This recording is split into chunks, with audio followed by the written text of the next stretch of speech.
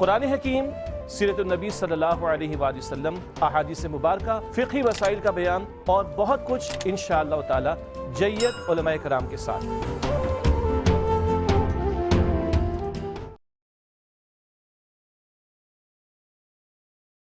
الحمدللہ رب العالمین، تمام تعریف اللہ بزرگ و برتر کے لیے جو ہمارا خالق، ہمارا مالک، ہمارا پالن ہار ہے۔ بے حساب لا تعداد درود و سلام مصطفیٰ کریم علیہ السلام کی ذات اقدس پر کہ آپ ہی کے طفیل کارخانہ قدرت رواں دواں ہے۔ اللہم صلی علی سیدنا و مولانا محمد وعلی آل سیدنا و مولانا محمد وبارک وسلم۔ ناظرین محترم، السلام علیکم ورحمۃ اللہ وبرکاتہ۔ میں ہوں آپ کا میزبان سمیر احمد اور آپ اس وقت RYQ TV پر ملاحظہ کر رہے ہیں خصوصی ایکسکلوزیو پروگرام اسلام اور تصور ولایت۔ اس سلسلے کی آج یہ 5ویں کڑی، 5th ایپیسوڈ آپ ملاحظہ کر رہے ہیں، اور آج جو موضوع ہے ناظرین وہ ہے اولیاء کرام اور علائق دنیا۔ علائق دنیا سے مراد کہ دنیا کی جو محبت ہوتی ہے، اور ہم دیکھتے ہیں کہ جو اولیاء کرام ہیں ان کے جو اوصاف ہیں، کہیں کہیں یہ کہا جاتا ہے یا یہ مشاہدہ کیا گیا کہ وہ ترک دنیا، ترک تعلق کرتے نظر آئے، اور اس حوالے سے اس ضمن میں بہت سے سوالات ہیں۔ فارمیٹ آپ کو پتہ ہے ہمارا بڑا یونیک اور ڈیفرنٹ، منفرد ہے اس بار، اور ہم نے 3 مہمانان گرامی ہمارے ساتھ ہوتے ہیں۔ ایک ہمارے عالم اسلام کی ممتاز شخصیت، ممتاز عالم دین ہوتے ہیں جو ان سوالات کے جوابات دیتے ہیں۔ آخر میں اس عاجز کو بھی موقع ملتا ہے ایک سوال کرنے کا۔ آج کا جو موضوع ہے بڑا اہم موضوع ہے، اور میں چاہتا ہوں خاص طور پہ ہماری جو یوتھ ہے، نوجوان ہیں، وہ اس پروگرام کو ملاحظہ کریں، گفتگو کو سماعت کریں، اور دیکھیں کتنی محقق، مدلل، ریفرنس بیسڈ قرآن و حدیث کی روشنی میں یہ گفتگو، انفارمیشن آپ تک پہنچائی جا رہی ہے، تاکہ جو تصورات ہیں اسلام میں ہم ان سے بخوبی آگاہ ہوں اور اسلامی تعلیمات کے مطابق اپنی زندگیوں کو گزار سکیں۔ ایک بار پھر ہمارے ساتھ موجود ہیں حضرت علامہ مولانا حافظ اویس احمد صاحب۔ السلام علیکم ورحمۃ اللہ۔ وعلیکم السلام ورحمۃ اللہ وبرکاتہ۔ ایک بار پھر آپ کا خیر پھر ایک دفعہ ہم آگے، جزاک اللہ سر، آپ آتے رہیں انشاءاللہ، اور اسی طرح آپ یہ روشنی دین کی ہمارے ناظرین تک پہنچاتے رہیں۔ اور میں علامہ صاحب کے لیے یہ آف دی کیمرہ بھی کہتا ہوں کہ جتنے دل سے آپ، جتنی مٹھاس سے گفتگو کرتے ہیں، وہ اقبال نے کہا کہ دل سے جو بات نکلتی ہے اثر رکھتی ہے، تو یہ پرواز کر کر آپ تک ضرور پہنچتی ہوگی، کیونکہ پر نہیں طاقت پرواز مگر رکھتی ہے۔ آج بھی ہمارے ساتھ 3 مہمانان گرامی جن کے سوالات ہم اس فارمیٹ کے مطابق شامل کرتے ہیں۔ محمد عقیل صدیقی صاحب موجود ہیں۔ السلام علیکم ورحمۃ اللہ۔ وعلیکم السلام ورحمۃ اللہ وبرکاتہ۔ جزاک اللہ۔ آپ کے ساتھ تشریف فرما ہے محمد عمران چوڑی صاحب، آپ کا بھی خیر مقدم۔ السلام علیکم ورحمۃ اللہ۔ وعلیکم السلام ورحمۃ اللہ وبرکاتہ۔ اور آپ کے ساتھ تشریف فرما محمد یوسف چوڑی، کیا حال ہیں آپ کے؟ خیریت سے ہیں؟ السلام علیکم ورحمۃ اللہ۔ وعلیکم السلام، جی شکر الحمدللہ، میں ٹھیک ہوں، آپ ٹھیک ہیں؟ آپ الحمدللہ، آپ تینوں کا خیر مقدم ہے۔ اور بلا تاخیر میں چاہتا ہوں آج کا جو موضوع ہے اولیاء کرام اور علائق دنیا، اس موضوع کے حوالے سے پہلا سوال محمد عقیل صدیقی صاحب سے لیں گے۔ سر کیا فرمائیے گا؟ جی علامہ صاحب، مجھے یہ پوچھنا ہے اولیاء کرام بزرگان دین دنیا سے کنارہ کش نظر کیوں آتے ہیں؟ بسم اللہ الرحمن الرحیم۔ جی بہت اچھا سوال ہے عقیل صدیقی صاحب کا۔ دیکھیں میں اس میں بڑا ایک آسان انداز میں اگر جواب دوں تو وہ یہ ہے کہ یقیناً ان کی زندگی کے اندر جو ہے کنارہ کشی ہوتی ہے دنیا سے، مگر یہ ان کی زندگی کا ایک حصہ ہوتا ہے، یہ ان کی زندگی کا ایک فیز ہوتا ہے جس کو لوگ ان کی پوری زندگی اور پوری تعلیمات سے جوڑ دیتے ہیں۔ ایسا نہیں ہے۔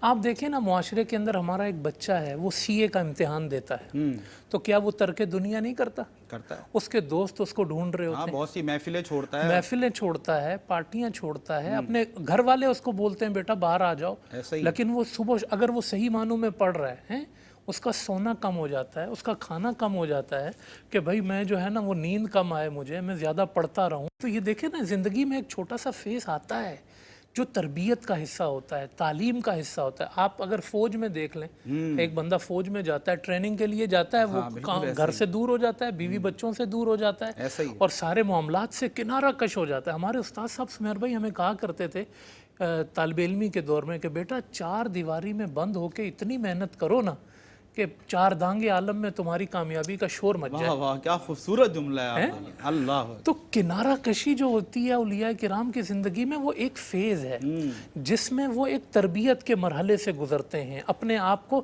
کیونکہ انہوں نے جیسے ایک ٹیچر محنت کر کے پھر گراؤنڈ میں اترتا ہے لوگوں کی تربیت کے لیے، یہ اولیاء کرام اپنے آپ کو پہلے مضبوط کرتے ہیں، اپنا دل۔ یعنی آپ یہ کہہ رہے ہیں کوئی نیگیٹو نہیں بلکہ پازیٹیو پہلو ہے کہ وہ اسی اللہ کی مخلوق کے لیے تیاری کر رہے ہیں۔ ہاں یہ پریکٹیکل پہلو ہے. آپ دیکھیں نا, ایک جملہ کہوں, کیا میرے نبی غار ہرا میں نہیں گئے؟ اللہ کیا بات ہے جی, کیا غار ہرا میں رہے نا وہ, کیا پھر ریفرنس دیا. ہاں پھر غار ہرا سے وہ باہر آئے. تو معاذ اللہ کوئی یہ کہے گا کہ نبی جو ہے ترک دنیا کرنے والا؟ نہیں, وہ ایک فیز تھا. اس کے بعد اب آپ دیکھیں سارے, اور آگے سوالات میں اس پہ بات ہوگی, تو اولیاء کرام کی زندگی کا یہ ایک فیز ہوتا ہے اور مختصر فیز ہوتا ہے. کبھی طویل بھی ہوتا ہے, کسی کا کام بڑا ہو, اس کی تربیت زیادہ ہوتی ہے, اس کو کئی سال لگ جاتے ہیں اپنے آپ کو بنانے میں, لیکن وہ دنیا سے کٹتا نہیں ہے. واہ واہ, وہ دنیا سے ترک نہیں کرتا, ترک تعلق نہیں کرتا, وہ دنیا ہی کے لیے بھیجا جاتا ہے. وہ لوگوں کی اصلاح کے لیے, ان کے ہاں بھیڑ لگی ہوتی ہے, لنگر خانے کھلے ہوتے ہیں جی, وہ لوگ ان کے ہاں آ رہے ہوتے ہیں, وہ لوگوں کو نماز پہ لے کے آ رہے ہیں, وہ لوگوں کو ذکر پہ لے کے آ رہے ہیں. اچھا وہ شادیاں کرتے ہیں, ان کے بچے اور ساری چیزیں چل رہی ہوتی ہیں, سفر کرتے ہیں, ساری دنیا گھومتے. یعنی آپ نے تو یہ کاؤنٹر آرگومنٹ دیا ہے کہ سب سے زیادہ سوشل ہوتے ہی سوشل وہ ہوتے ہیں. اللہ اکبر. آپ نے کتنے ملکوں کو سفر کیا ہوگا, لیکن آج سے 1000 سال پہلے کے بزرگان دین کی زندگی اٹھاؤ, وہ پوری دنیا گھومے. جب سفر مشکل تھا تب کے احوال اٹھا کے دیکھیں کہاں لوگوں ایک ایک گھاٹ کا پانی پیا, تجربہ حاصل کیا, پھر لوگوں کی اصلاح کی ہے. وہ کہاں کٹتے ہیں دنیا. سبحان اللہ, ماشاءاللہ, خوبصورت جواب حسب روایت. اور دوسرا سوال محمد عمران چوڑی صاحب موجود ہیں. سر کیا فرمائیے گا؟ علامہ صاحب میرا سوال یہ ہے کہ کیا شریعت دنیا سے کنارہ کشی کی اجازت دیتی ہے؟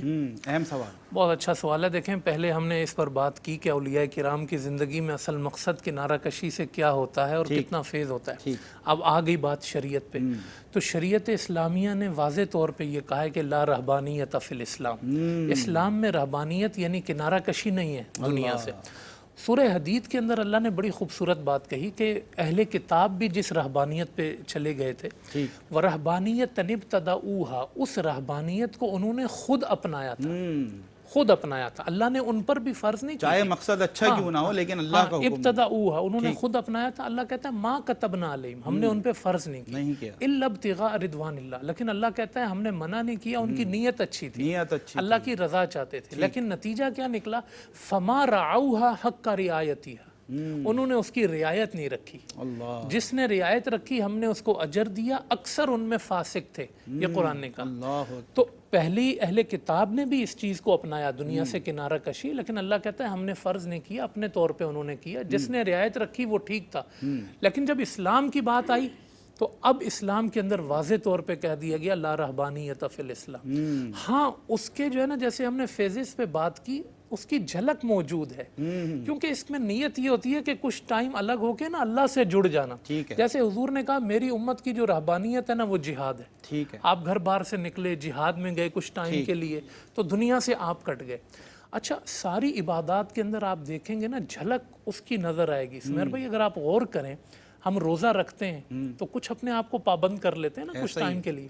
ہم نماز پڑھتے ہیں کچھ ٹائم کے لیے. آپ دیکھیں نہ نماز میں کھا سکتے ہیں, نہ پی سکتے ہیں, نہ کہیں دیکھ سکتے ہیں, نہ بات چیت کر سکتے ہیں, نہ کسی کے سلام کا بھی جواب نہیں دے سکتے. تھوڑے سے ٹائم کے لیے اس کا مطلب یہ ہوا ترک دنیا ہوا نا. پھر جب آپ واپس دنیا میں آئیں گے نا تو ایک انرجی کے ساتھ آئیں گے.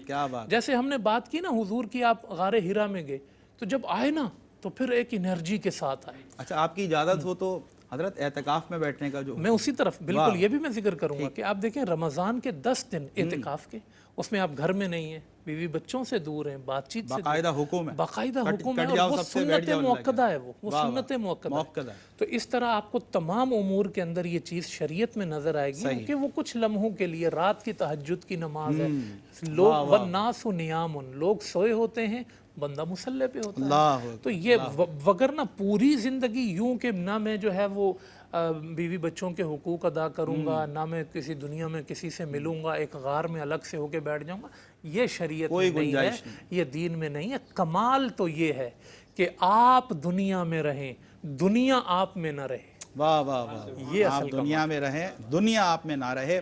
اور محمد یوسف آپ کیا سوال کرنا چاہتے ہیں؟ جی میں آپ سے یہ سوال کرنا چاہوں گا کہ اولیاء کرام کے ہاں حقوق العباد اور سماجی ذمہ داریوں کو پورا کرنے کا کیا تصور ہے؟ کیا تصور؟ بالکل اولیاء کرام کے ہاں جو اخلاقیات ہیں اور پبلک ریلیشنز ہیں ان کی بڑی اہمیت ہے. ٹھیک آپ دیکھیں نا کہ حضرت شیخ عبد القادر جیلانی رحمۃ اللہ علیہ کے مدرسہ قادریہ کے گیٹ پر رات کے وقت ایک منادی ندا دیتا تھا کہ ہے کوئی راستہ بھٹکنے والا، اللہ ہے کوئی مسافر، ہے کوئی ضرورت مند، تو یہاں گرم کھانا تیار ہے، اللہ آ جاؤ، اللہ اور بستر موجود ہے، یہاں کے آرام کر لو۔ تو یہ مطلب اولیاء کرام جو ہوتے ہیں نا، ان کی جو حقوق العباد کی جو سوچ ہوتی ہے نا کہ بندوں کے حقوق پورے کرنا، بندوں کا خیال رکھنا، اور معاشرے کے اندر جو لوگوں کے تعلقات ہیں ان کو بہتر کرنا، کہ تم کسی سے ناراض تو نہیں ہو، اللہ تم جڑ جاؤ۔ حدیث کے اندر ہے نا کہ یہ جو بے خوف اور بے غم لوگ ہوتے ہیں، یہ مقام ان کو اس لیے ملتا ہے کہ یہ لوگوں سے محبت کرتے ہیں، حالانکہ ان کا ان سے کوئی رشتہ نہیں ہوتا، رشتہ داری نہیں ہوتی، ٹھیک ہے نہ ان کا کوئی کاروبار ہوتا ہے، مال کا لین دین ہوتا ہے، مگر اس کے باوجود یہ لوگوں سے محبت کرتے ہیں۔ واہ واہ واہ یہ ان کی پہچان ہے، یہ ان کا خاصہ ہے۔ تو یہ اپنے سماجی رویوں کے اندر، اپنے معاشرتی رویوں کے اندر، اپنے اخلاقی رویوں کے اندر یہ لوگوں کو لوگوں سے جوڑتے ہیں، لوگوں کو اللہ سے نہیں جوڑتے خالی، یہ لوگوں کو بھی لوگوں سے جوڑتے ہیں۔ ہاں، ان کے ہاں نفرتیں نہیں ہوتی، ان کے ہاں بغض نہیں ہوتا، ان کے ہاں حسد نہیں ہوتا، ان کے ہاں کینہ نہیں ہوتا، ان کے ہاں غیبتیں نہیں ہوتی، ان کے ہاں لوگوں کی برائیاں نہیں ہوتی۔ ان کی مجلس میں کوئی آ کے بیٹھ جائے نا سمیر بھائی، یہ وہ پھر ہر ایک کی نفرت کو ختم کر دیتا ہے۔ یہ اس سے بڑا سماجی رویہ کیا ہوگا کہ آپ ان کے پاس آ جائیں تو پھر آپ ہر ایک کے ہو جائیں، یہ آپ کو سب کا محبوب بنا دیں، سب کا محب بنا دیں۔ آپ کو یہ فکر ہو میں نے کسی کو دھوکہ تو نہیں دیا، میں نے حتیٰ کہ ایک وہ چونٹی کا بھی میں نے کوئی نقصان تو نہیں کیا، یہ ایسی سوچ بنا دیتے ہیں۔ آپ ہمارے ہاں دیکھیں نا، ہم چیک دیتے ہیں وہ باؤنس ہو جاتے ہیں، ہم وعدہ کرتے ہیں وہ پورا نہیں ہوتا، ہم بات کرتے ہیں اس میں جھوٹ ہوتا ہے، پھر ہم دعویٰ کرتے ہیں کہ ہم اللہ رسول والے ہیں۔ اولیاء کرام ان سماجی رویوں کا جو حقیقی مغز ہے نا، وہ لوگوں کو دیتے ہیں کہ آپ کی ذات سے کوئی تکلیف نہ ہو، آپ ایک حقیقی اللہ کے بندے بن کے دنیا میں زندگی گزاریں۔ یہ ان کی تعلیمات کا بڑا خاصہ ہوتا ہے۔ اور ایک جملے میں اگر میں کہوں تو وہ یہ ہے کہ یہ اللہ سے بھی ایک حقیقی اور فیر رشتہ قائم کرتے ہیں بندے کا، اور بندوں کا بندوں سے بھی ایک حقیقی رشتہ قائم کرتے ہیں۔ اللہ اکبر۔ اور کوئی ذاتی مفاد نہیں ہوتا، ان کا کام ہی اللہ کے رضا کے لیے، اللہ کی خوشنودی کو حاصل کرنے کے لیے وہ تمام اعمال اور تمام افعال کی پیروی ہے جو یقیناً ایک ولی اللہ کے اوصاف ہوا کرتے ہیں۔ اور ان کا جو ہم نے یہ شعبہ خدمت خلق دیکھا یا شعبہ حقوق العباد دیکھا، جس خوبصورت انداز سے علامہ صاحب نے بیان فرمایا کہ ان کا تو کام ہی یہ ہے کہ یہ لوگوں کو اللہ سے بھی جوڑتے ہیں اور لوگوں کو آپس میں ہی جوڑتے ہیں۔ ان کے ہاں آپ کو محبت ملے گی، ان کے ہاں جوڑنا ملے گا، ان کے ہاں معاف کرنا ملے گا، ان کے ہاں صبر ملے گا، ان کے ہاں خوش اخلاقی ملے گی، یعنی کہ تمام وہ چیزیں، تمام وہ اوصاف، تمام وہ کمالات اور خصوصیات جو اخلاقیات کا درس دیتی ہیں، وہ تمام خوبیاں اور اوصاف کمالات وہ اولیاء اللہ میں پائے جاتے ہیں۔ اللہ تبارک و تعالیٰ